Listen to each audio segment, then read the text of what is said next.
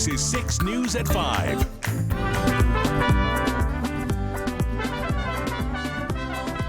Good evening, Central Texas. Thanks for joining us tonight on 6 News at 5. I'm Bailey Bates. And I'm Adrian Carbajal. Lindsay Lippman is on assignment tonight. We're honored to have you tune in as today, October 15th, marks the end of Hispanic Heritage Month. The month-long celebration honors the contributions, culture, and the legacy of Hispanic and Latino Americans and how they have given to our nation. And over the past month, we've met with an incredible individual and organizations across Central Texas to hear their stories. From artists, dancers, activists, and nonprofits, and even business owners, people of all walks of life, all sharing one thing in common: pride for their Hispanic roots and the Central Texas community. Tonight, we'll introduce you to these groups and individuals who call Central Texas home. Well, first, let's break down exactly why Hispanic Heritage Month is ending today, despite it being in the middle of the month. The month begins on September 15th. That's the anniversary of independence for 5 Latin countries: Costa Rica, El Salvador, Guatemala, Honduras, and Nicaragua. While Mexico celebrates their independence September 16th, quickly followed by Chile's on September 18th. The observation began as a week in 1968, but then in 1988, President Reagan expanded it to a month to also include Columbus Day. Now, our first story combines culture, music, and storytelling to create the traditional style of dance known as ballet folklorico. In Mexico, different regions have different styles and cultural clothing, each rooted in tradition and history. But a temple dance studio is embracing it all. Owner Ana Pineda says she started her now-profit studio to help provide cost-effective classes so that anyone can take part in preserving and promoting this special dance. As our Sydney Walker explains, this dance studio is helping pass on traditions from one generation to the next. Uno, dos, tres. Otra vez. Ballet folklorico is a Mexican cultural dance. It would take a whole lifetime to learn all the dances. Different regions across the country Jalisco, Jarabe Tapatío, El Son de la Negra. have different dances and cultural attire. I do teach dances from Jalisco, but then other ones that are pretty common are dances from the state of Veracruz. Also one from the north with polkas. To tell a story. So the way you move your skirt might be up here, but then it might be like this. Or it could be sometimes like this to imitate an animal. So that's where all the intricacies come in. Ana Pineda, owner of nonprofit dance studio Tierra Mestiza, learned to dance in DFW when she was 17. When I moved down to this area in 2006, I found there wasn't really a group. She noticed a gap and stepped in to fill it. And that's when I got out of my comfort zone and decided to teach. We got one more person, we need to be ready. Now, she teaches dancers of all ages and backgrounds. I feel that the kids that attend are learning about the history of Mexico. I explain sometimes why the step is called a certain way or the history behind the state. Dancers like Jimena Solis, who came to the U.S. from Mexico when she was 5 years old. These dances are like very Mexican, and it reminds me a lot of Mexico because when my mom was in Mexico and she was very little, she used to do this, and now she's doing it here. ¿Sabe metatarso? Mejor. It's very special for me. It reminds me of my state. While Jimena dances with the 7 to 12 age group, Un, dos, un, dos. her mom dances in the adult class. And actually I've had a lot of individuals that are older after they've had kids, but they've used to dance and they want to go back to it. And so does Ruby Novoa. I started dancing in high school, actually, back in the 90s. Joined the military, and then when I got out, I watched a group in Killeen perform at an elementary school, and I wanted to jump back in. Novoa says the dance reminds her of cherished family. And Dad was from the Mexican state of Michoacan. And so this is, for me, is like one way to stay connected to him. And then at one point, my son was even performing here with this group, knowing that that was the only way outside of like what he might learn in high school or at university, that he'd get exposed to this part of our culture is powerful. Ballet folklorico is more than just a dance. It just brought so much joy to my heart that there's a young generation that's eager to learn this. It's a way to entertain It's fun and it's so colorful and vibrant. while learning about who you are. It's a great way to kind of honor the heritage. And in case you at home are wondering, the doors at Tierra Mestiza are open to anyone from seasoned pros to first-timers. And you don't need to have Hispanic lineage to join, just an open mind to embrace the culture. Alrighty, let's take you from the dance floor to a record store because a Waco small business is giving hope and purpose into every sale. The owner of this Waco record store traded in a decade-long career in anti-money laundering to embrace a totally different beat, selling records and giving back. Armando Cardoso used to fight crime in spreadsheets, uncovering hidden money trails and targeting human traffickers. But today, he's behind the counter of a Waco record shop, Vintage Meal, changing lives in a whole new way. Transitioning into records is completely something different that I'm used to. But somehow, this is the hand that I was dealt. With a heart rooted in giving and a past shaped by personal loss and resilience, he set a bold goal to raise $250,000 for nonprofits that support cancer research and domestic violence survivors. Having a father that died of cancer, and having an ex-wife that was a previous domestic abuse survivor, some of these issues or these nonprofit organizations that we donate to, we donate them for a reason. And so far, in good faith, we're about $43,000 into donations. The giving doesn't stop with charities. His store also champions local artists like the Waco-based band Sun, who saw their earnings grow thanks to his zero-commission model. There's a lot of entrepreneurs in the music industry that are extremely talented, but they don't make it. And they spend their hours and lives doing that. And so we try to promote them. We try to encourage them to make a record. We'll sell it for them. We'll give them 100%. As a Hispanic-owned business, Cardoso's presence in the vinyl world is rare but deeply meaningful. He looks to bridge cultures and stay true to his heritage, one vinyl at a time. I have a lot of people from who are not Hispanic, and dude, they love Latin music. It is part of the culture here. It feels good to represent a record store in this industry, Hispanic-owned. But music is everything. Music impacts everyone. Music brings everyone together. Cardoso is a prime example of that. People that make Waco great by donating a portion of sales back into the community. He's able to help support charitable organizations and help those who need it most. Yeah, so important. A Waco nonprofit is more than just a resource center. La Puerta, which translates to the door, helps the Spanish-speaking community in many different ways, from offering GED classes in Spanish to counseling. 6 News reporter Sydney Walker spoke with members of the nonprofit, sharing La Puerta's positive impact. It is home for many.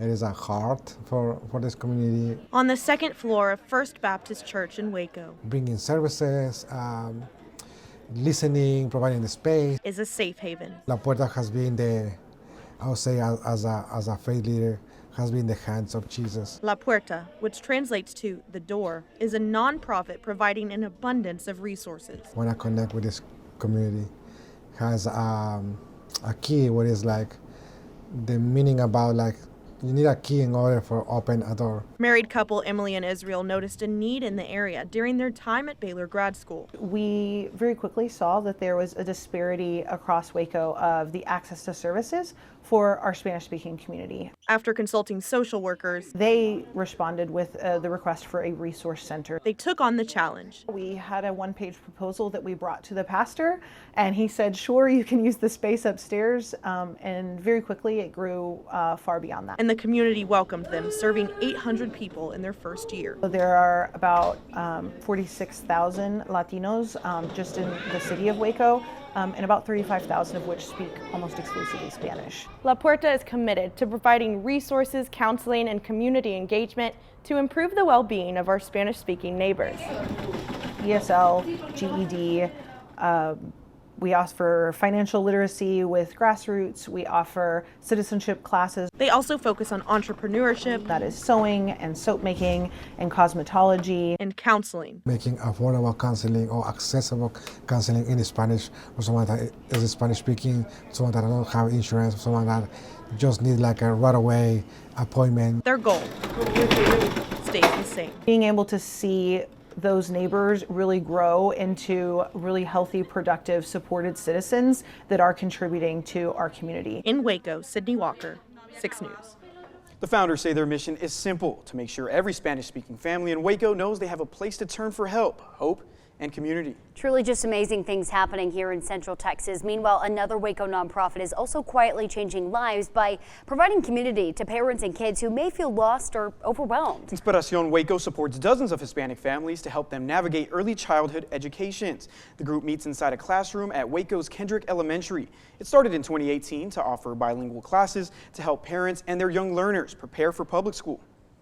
They're experiencing a school system for the very first time, or they just moved here and they don't have any family. And so coming to a program such as Inspiración, they really get to connect with other parents. They really get to hear the struggles that other parents are going through. And so then they realize, I'm not the only one facing these issues, right? That's Inspiración Waco's program coordinator, Eloisa Cruz Arredondo. She was inspired because she wanted to help families like hers who didn't have the resources to be involved in her early childhood education. Inspiración Waco is currently serving 75 families, and the program is completely free. Coming up, a place that feels like ours. How one Waco coffee shop is celebrating and putting the Hispanic community at the forefront. And knowing their passion from a young age, we introduce you to two Waco artists that embrace their culture to the community. Our special presentation of Hispanic Heritage Month continues after the break.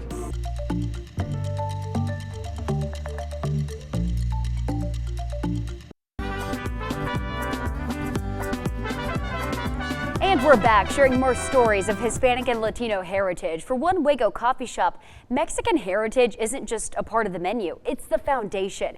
Cafe Mila is Waco's only Mexican-owned coffee shop. It started in 2019 as a coffee truck and has grown into a brick-and-mortar business. Coffee at Cafe Mila isn't just your standard vanilla and caramel lattes. Owners Kayla and Ismael Olvera blend Mexican flavors with family recipes. They say this space is for Hispanics in the community to feel comfortable ordering coffee, since it can be difficult when Spanish is their first language. As a minority, sometimes it is more hard, especially if Spanish is your first language. Walking into local coffee shops and kind of ordering, sometimes that could be difficult. We see like Hispanics walk in all the time, and they're like, oh, Bad Bunny is playing, like this is my spot. We love to see that our Hispanic community can walk into a space and they feel like, oh, this is ours. The cafe is named after the owner's daughter, Camila. Cafe Mila is the perfect blend of community and culture. And you got to try it out. I did. It was delicious. I like their coffee so much because it's a blend of not too sweet, not too strong. I know you don't like your coffee sweet, so you got to check it out when you're in Waco. But I knew you loved that place, so definitely check it out. Delicious. Everybody's got to go. Well, there's more sweet treats to talk about. There is one Central Texas family who is serving up a scoop of flavor and culture. The Garcia family has 4 traditional ice cream stores known as Paletas, 3 in Waco and 1 in downtown Temple. Our executive producer, Samantha Cruz, stopped by Helados La Azteca back in 2023 to learn how this family has brought a taste of Mexico to the heart of Central Texas. It's a very small town in the heart of Jalisco. A tradition from Mextecacan, thriving as a small business in Waco, Texas. This small town in Mexico is literally known, they call it the Cuña de la Paleta, and it's literally known for its popsicles. Helados La Azteca is a family-owned business embracing the vibrant Mexican culture. You can't find mango con chile at H-E-B, you can't find tres leches, you can't find avocado popsicles at H-E-B, and these are all just flavors that are so unique and special to our hometown in Mexico. Eduardo Garcia learned from his parents the artisanal process of making Mexican-style popsicles known as paletas and turning the craft into a business. My family root that was always teaching us, always showing us, this is how you do this is how you do that, this is how you treat customers. If you want to have a good business, you have to be patient. And it's just little things that my family instilled in us at a very young age. Now, more than 2 decades later, it's a passion that unites their family roots.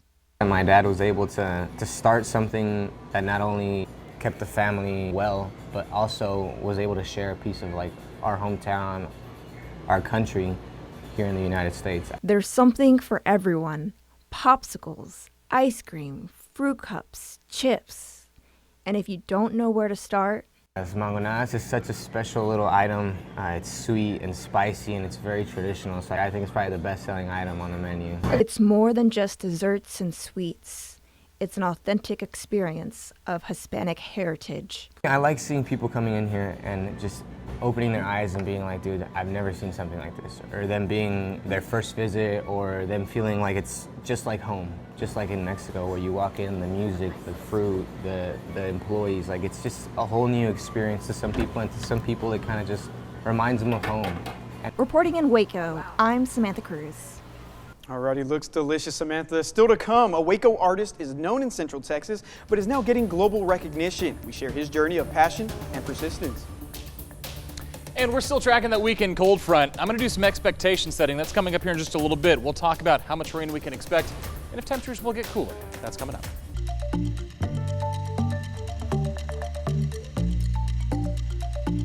Welcome back. Next up, we're sharing the story of a man who is making waves internationally with his sculptures and art pieces. From a 6-year-old in Mexico to having his art showcased in Florence, Italy. This story is a testament to the power of passion, persistence, and community support. Our Juliana Jackson sits down with the artist while he embarks on this journey.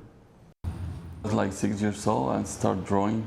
Those are pigments, they're not Jesus paintings. Riviera was first drawn to the vibrant colors and illustrations in his childhood textbooks. It's the education that was going me through the arts. Now Riviera's Mexican-American heritage shines through every brushstroke, every sculpture, every piece he creates. It is very original. Riviera honed his craft at McLennan Community College. Make those compositions. I remember all my teachers, so saying to them, I am who I am. The skies Riviera behind my began creating paintings. art that told stories. What are you doing, Jesus? He said, I'm doing a Pinocchio. Do you think you're going to impress the Florences to do a Pinocchio? I said, no, I do it just for me. But what happened next changed everything. Somebody from Florence saw it, and they get in love with it.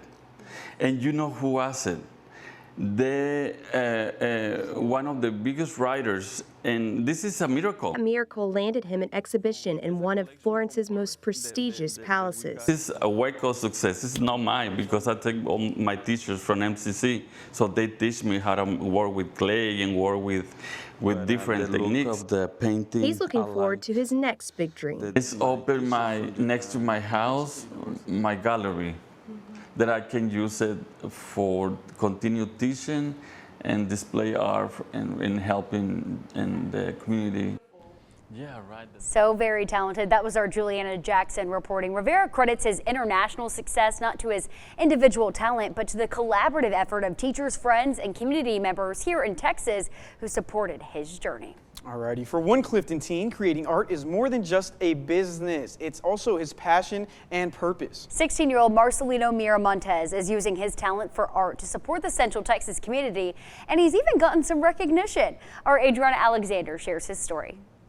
Drawing became second nature to 16-year-old Marcelino Miramontes at a very young age. I started getting into art when I was little, probably about like 5 or 6 maybe. It started off with simple sketches. So I'd start off by little stick figures, and they weren't that great at first, but as I just practiced along, watched a lot of YouTube tutorials, and I just got better and better over the years. Before long, his skills grew more detailed and complex.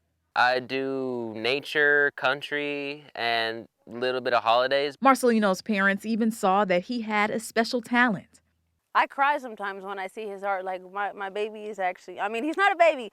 My son is he actually drew this like with his own hands. And at just 13, he launched his own business. The name of my business is Renzo's Art because it's part of my middle name, Lorenzo. Selling more than 100 paintings to Central Texans. So we got a Latina right here wearing the sombrero. Marcelino's determined mindset has inspired not just his 7 other younger siblings, but his parents as well.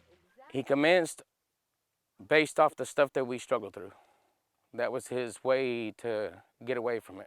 And this is just the start to what he has planned for his future. I want to go to art school after I graduate and go there for as long as I can to study every type of art, welding, sculpting, painting, everything I can. And then I want to be able to have enough money saved up to buy me just a little store and just get bigger on from there. Very talented, and with that, we want to thank you for taking the time to celebrate with us. There are so many people in Central Texas who have created a supportive community, and there are many countless stories that deserve to be told year-round. So if you have one to share, email us at news@kcentv.com. Don't go anywhere. We have your news headlines of the day coming up.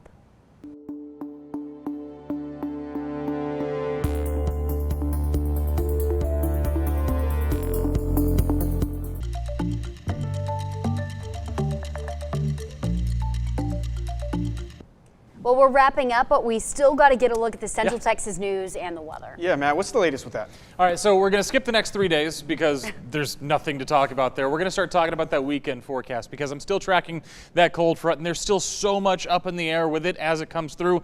It's really looking like it is going to be a late cold front Saturday into the overnight hours into Sunday morning.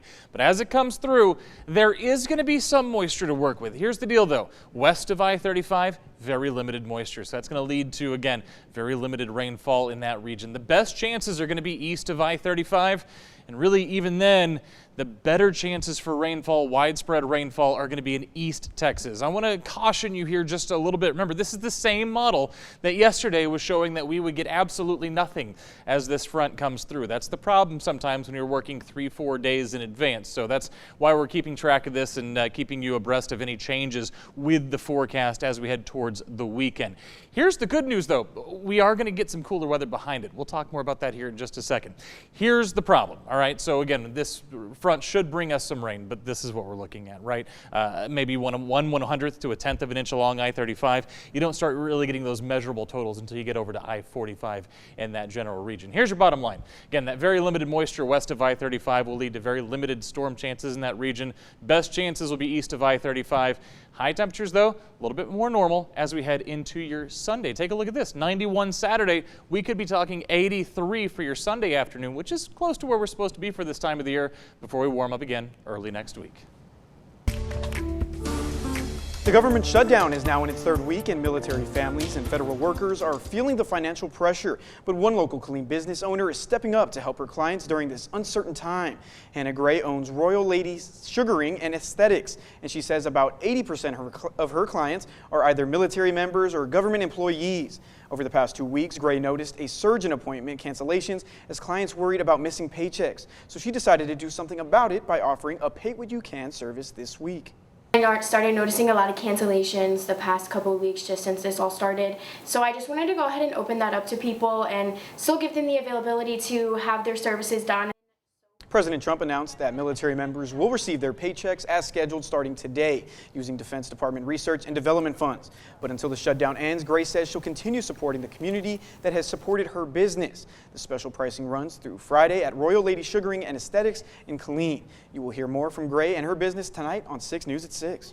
And more news, Texas State Representative Gina Hinojosa announced that she is making a run for governor in 2026, a challenge to longtime Governor Greg Abbott. In a launch video, she framed her bid as a fight for working Texans. Hinojosa is also one of the most vocal critics of Abbott's push for private school vouchers, and so we have just learned about her running this morning. Now, whoever wins the nomination will face an uphill battle and an uphill climb. Abbott heads into the race with millions in his campaign account and a record of 3 double-digit wins. But Hinojosa says she's ready for the challenge, so we'll have more on that coming up at 6 and 10. But we'll see you soon in 30 minutes.